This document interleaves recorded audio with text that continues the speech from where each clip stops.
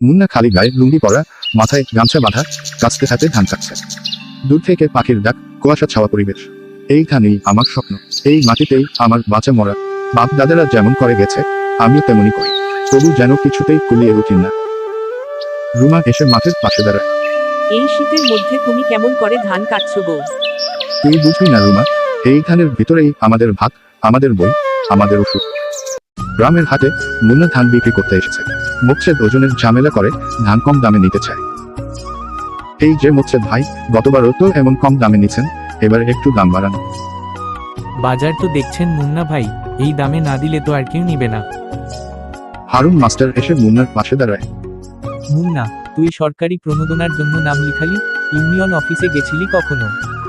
আরে মাস্টার ভাই, চেয়ারম্যান সাহেবের অফিসে গেলাম। ওই আমার নামের জায়গায় আবার অন্য কারো নাম লেখা। মুন্না তখন চেয়ারম্যান অফিসে গেল।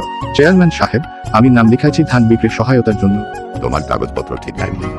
কিন্তু মোচ্ছেদ ভাইয়ের তো ধান নেই, তবুও ওর নাম আছে। ওই দেখো সালেক কাশি দিচ্ছে, এক বোতল সিরাপ কেনার মতো টাকাও নাই। এই ধান, এই মাটি, আমার সব দিয়ে দেব, তবুও আমার ছেলেকে আর কষ্টে রাখবো না। আমরা কৃষক, আমাদের ন্যায্য দাবি আমাদেরকেই তুলতে হবে। মুন্না প্রথম দাঁড়াইছে, এখন আমরাও ওর পাশে দাঁড়াই। গ্রামবাসীরা ধীরে ধীরে একজোট হয়। চেয়ারম্যান অফিস ঘেরাও ধান চাষিদের মিছে। কৃষকের ঘামে দেশ চলে, প্রণোদনার টাকা চাই। আজ আমরা একসাথে, আমাদের ধানের ন্যায্য দাম চাই, আমাদের হকের জায়গা ফেরত চাই।